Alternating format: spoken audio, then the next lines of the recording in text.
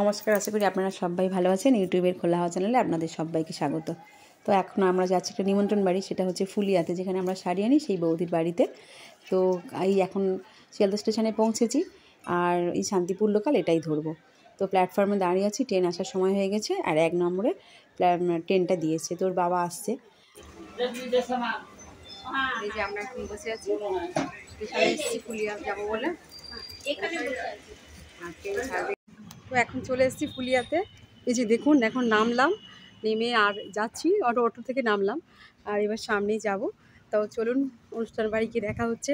অনেকটাই দেরি হয়ে গেছে, 1টা বেজে গেছে প্রায়, আর তো লাগবে তো সময়, কারণ আমরা তো এসেছি ওখান থেকে 9টার সময়।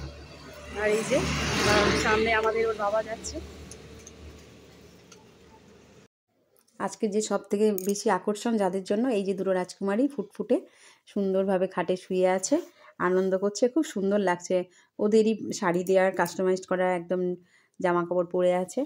তো সবাই কোলে নিচ্ছে। আর এই যে এখানে অনুষ্ঠানের যে একটা স্টেজ মতো করা হয়েছে, আর এই জায়গাটাতে স্নান করাবে, হলুদ উঠবে। আর ওই দিদা, মানে ওই যে বৌদি, যার কথাই আপনাদের আগেও দেখিয়েছিলাম, সেই বৌদি এই নীল শাড়ি পরা, আর বাচ্চার মা হলুদ শাড়ি পরে আছে।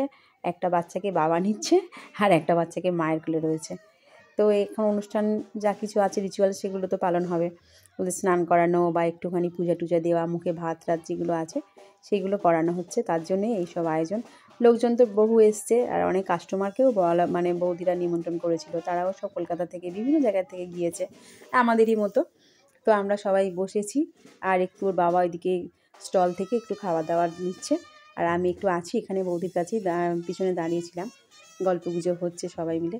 এই যে দেখুন, এর মা তো খুবই সুন্দরী, বাচ্চার মা তো খুব মিষ্টি একটা মেয়ে, সবাইয়ের সঙ্গে আলাপ পরিচিত করছে। আর এখানে একটু নাচ গান করছে, মানে সব বাড়ির লোকজনেরা, যা হয় আর কি, গান চলছে আর বাজনাও বাজছে। আমাদের দিকে কিন্তু এটা হয় না, কিন্তু ওখানে দেখলাম যে এই যে হ্যাঁ, এরকম একটা মানে ব্যঞ্জ বাজনা বাজছে, আর তার সঙ্গে সবাই বেশ আনন্দ করে নাচছে। একটা অনুষ্ঠান মানেই তো এই একটু নাচা গান, খাওয়া দাওয়া, সবাইয়ের সঙ্গে আলাপ পরিচয়, এইসব পর্ব তো রয়ে থাকবে। তো চলুন, এবার এরপরে হচ্ছে আমরা একটু বাইরের দিকে ঘোরাঘুরিও করছিলাম। আর অনেক দিন ধরে এখানে আসি, কিন্তু এইরকম একটা অনুষ্ঠানের যে সাক্ষী হতে পারলাম, এটাই খুব ভালো লাগলো। বৌদি খুব আন্তরিকভাবে আমাদেরকে নিমন্ত্রণ জানিয়েছিল, আর বলেছে তোমরা যদি আসো খুব খুশি হব। তাই জন্যেই যাওয়ার। এই যে আমাদের সামনে আমাদের স্কুলেরই একজন দিদি, উনি ওখান থেকে শাড়ি নেন, সুচিত্রা দি। তো ওনার সঙ্গেও দেখা হয়েছিল অনেকদিন পরে, উনি রিটায়ার হয়ে গেছেন।